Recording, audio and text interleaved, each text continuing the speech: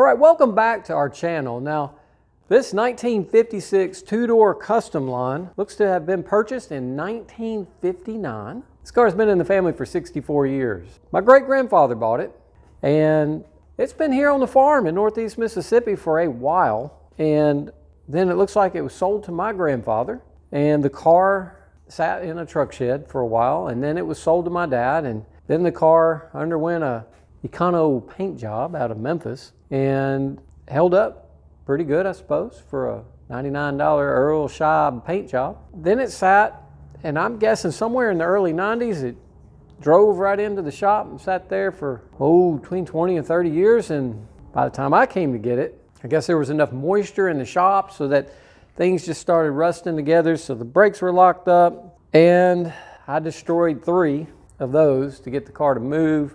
And then I believe the engine's locked up. Yeah, so I've been kind of scooting this car around, but listen, this is a family piece. I really want to drive this car.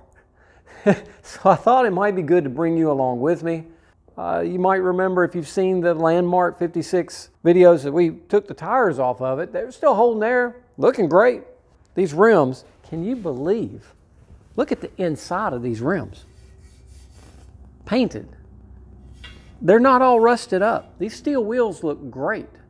All right, so Dad did have somebody redo the interior back in the 1980s, about the same time with the paint job. And they did a nice job. They did the original design for the interior, but they put it in velour, which is a nice heavy-duty fabric. That stuff is great for automotive interior. Put the carpet in. So it did have vinyl seats, probably had rubber mat. Dash is in Naugahyde leather. Really nice. All right, so let's have a look at some of the contents out of this time capsule, the 56 Ford. See, this document here has got a seal stamped on it. Bill of sale, sold to a guy, literally. You hear Derek at Vice Grip Garage, he'll say, if a guy is not going to O'Reilly's, right? Well, this must be the guy. Guy M. Hopper, that'd be my great-grandfather. He purchased this car in 1959 in Memphis for $900.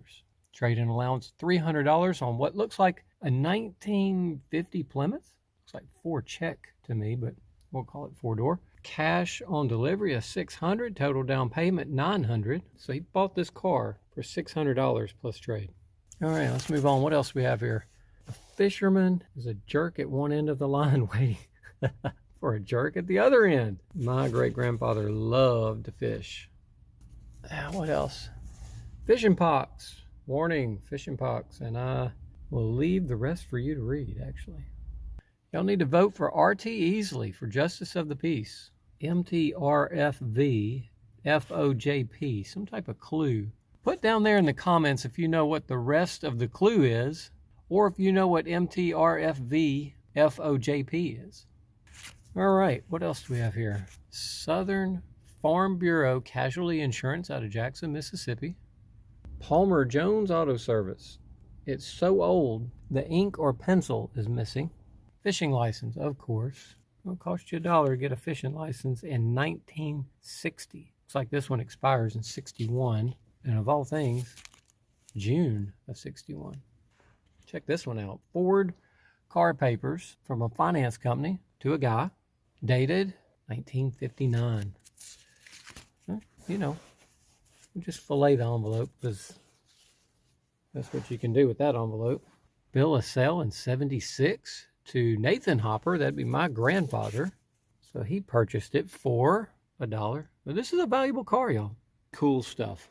About a year and a half ago, I told Laura, I said, look, Laura, while we have this car sitting here, let's just go ahead and start soaking those cylinders down. And we did that. We put the mystery oil in there and basically just took the spark plugs out and crammed it in there. We had to do it with a funnel because with this particular, I think they call this a Y block. Put in the comments down there and tell me if I'm wrong, but I believe this 292 is a Y block. But it's almost like the spark plug holes are just straight out the sides instead of angled. I think we got enough juice in there. She's been leaking for a while, so that's been over a year ago at least that it's been soaking. I haven't tried to turn it since. You and I are about to see if we can turn this thing. Let's get under the hood. Let's see if we can break this motor loose today.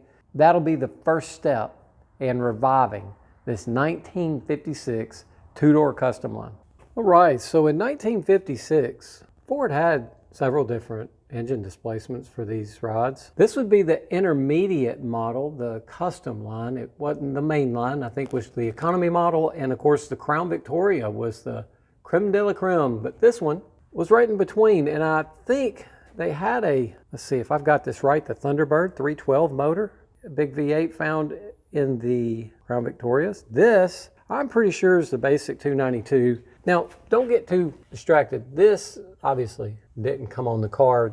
It would have had a very large oil bath. I still have that oil bath fitting that goes on top of this motor. And I'm guessing somebody's done some exhaust work here, because look how this manifold comes to the front instead of just the back. Pretty strange to me, not sure.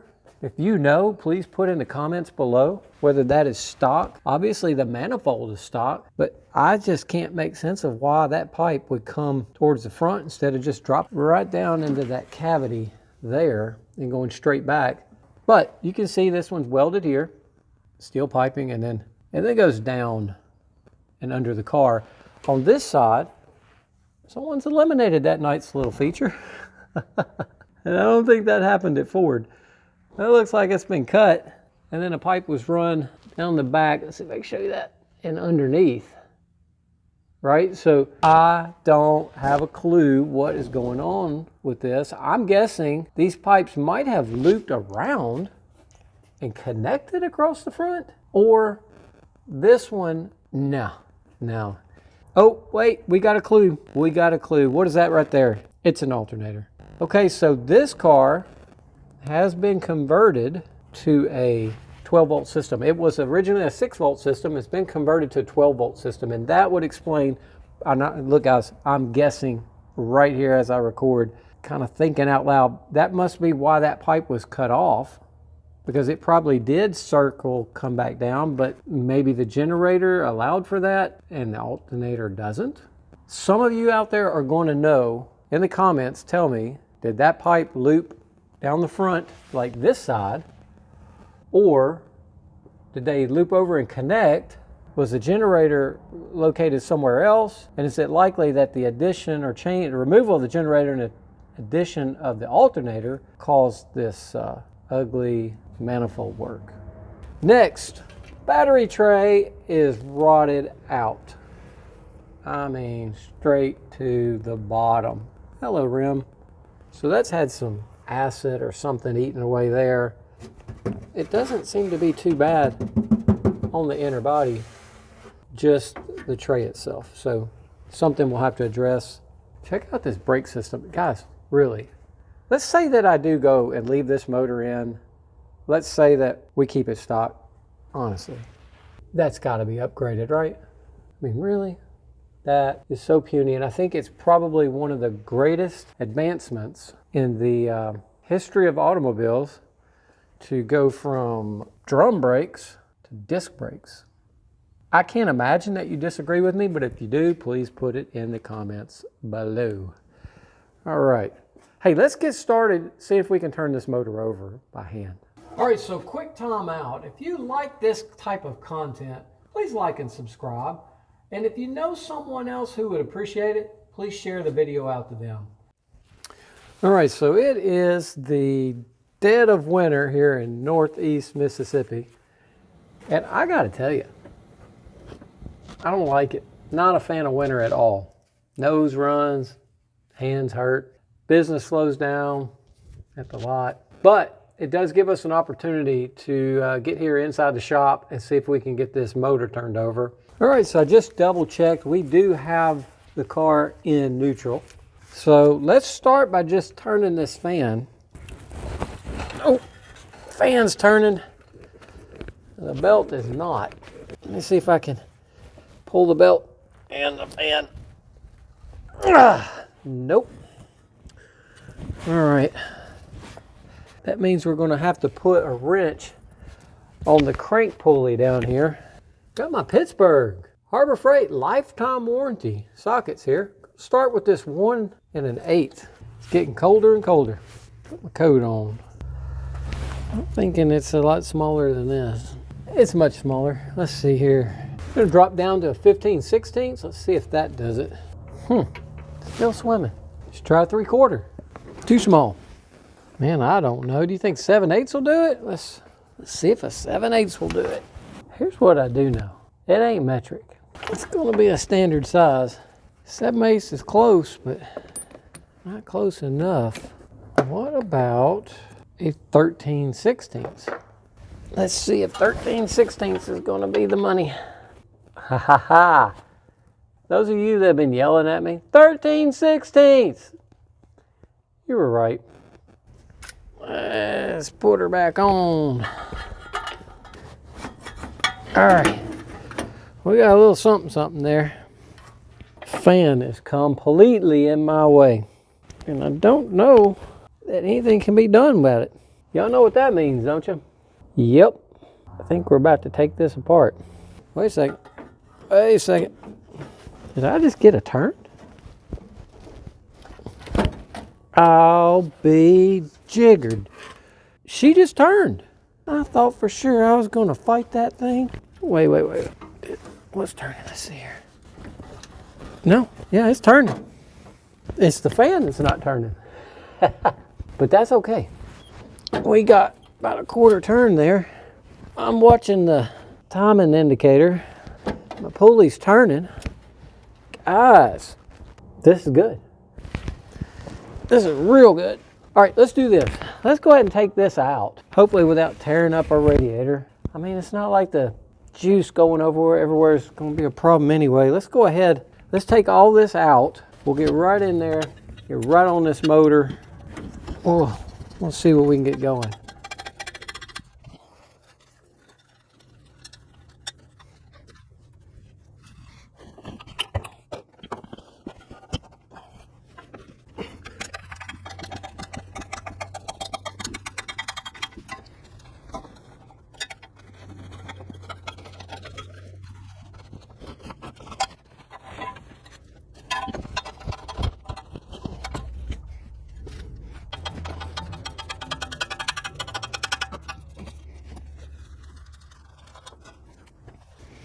One more to go. Might be able to leave this radiator right here, so.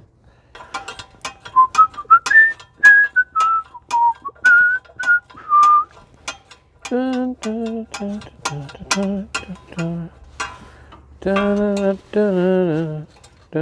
hey, come back. Get back here. Let's say that we get this running like she sits, and we keep it mostly stock, right? We need to do some improvements on several things, and one of them is going to be this fan here. I'm not sure the best route to go. I got ideas. Maybe going with since it's converted to 12-volt system, maybe going with an electrical fan would be good. But at minimum, this fan, it probably needs a shroud. That way, it focuses the air through the radiator, not just at large. Maybe pull more wind. Hey. You've been unbolted, so why are you still there?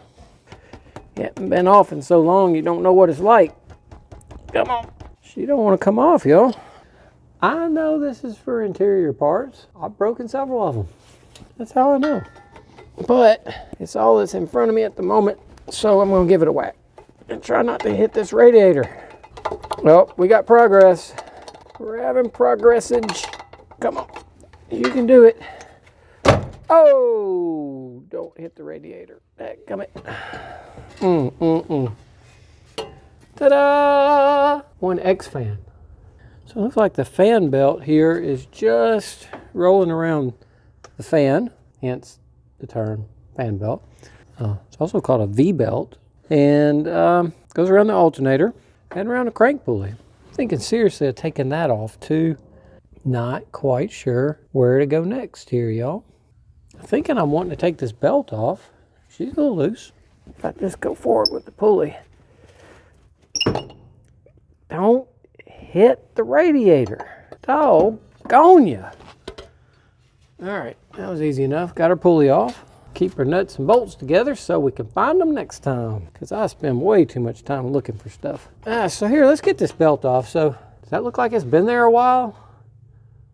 in one position? I would say so. Check that out. We actually want to keep this because when we get the engine running, we're going to need another one of these, and this will at least give us the exact length. Since the generator's been replaced with an alternator, it may not be something on the books. So there we go. Back to our pulley. Now we can get right in there. What?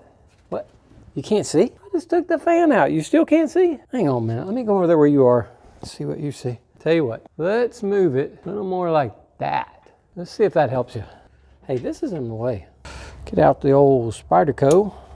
I'm pretty sure baling twine wasn't a part of Ford's original design. Yeah, pretty sure that was added. And this is going to be in our way. What are you doing in the way? That's the negative cable.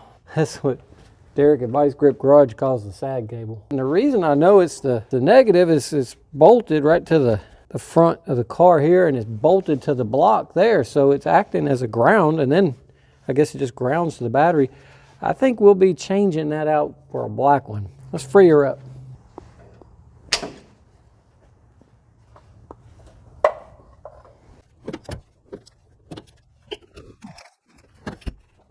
Let's try this from the other side, see if we can get more turn. Everything seems to want to be in the way still.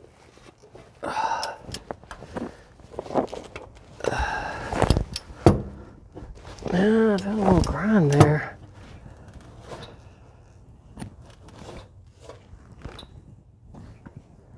No, we're definitely getting turn. That's good. It seems like it's easing up. Still don't have the clearance. I'll tell you what, I'm gonna try to put a small spacer in here. See if that doesn't give us better distance. All right, so I've got my extension in here. Let's see if that's enough to give us enough turn so we can just get a good feel all the way around. We're turning, as you can tell. I am very impressed with how well this turns, given that it's locked up. Now, we did take the plugs out and put the soakers in there, over a year ago, but this motor is not locked up. Frankly, I don't know enough about this to know what that means. Now, we do have the plugs in this engine still. I wonder if that makes a difference. Really glad you come along for this ride. Let's have a quick look at the dipstick here. I don't know if you can see that very well. Obviously, it's going to show overfilled. It's very thin. I'm not expecting anything different, though. And I smell the solvents in the things that we put in there. The nice thing is I don't see a lot of metal in there. And that is good. That is real good. Let's check the transmission dipstick. Oh, that don't look good. What in the tarnation? I imagine that's gonna be pretty. Hey, oh, hey, look at there. It's red, and it doesn't smell burnt. And I hadn't added anything to it, so we're just gonna put that right back in there and try not to knock all that grease. And looks like whatever this rubber stopper was has been burned up by the exhaust manifold. There's a lot of heat generated there. I'm really surprised that things like this coil wire sitting that close to the exhaust manifold. Yeah, that's surprising to me. We'll reroute all of that when we get this engine running. Guys, I couldn't be happier. I just couldn't be happier. I want to give a quick thanks to Derek at Vice Grip Garage for what you do. I kind of thought this motor wasn't worth spending time or money on. I thought it was trashed. Watching those videos, listening to him while I do other things has really encouraged me to take the resto mod ideas and set them aside and put some time in this power plant and see if we can't get this car rolling like it sits. All right, thanks for watching.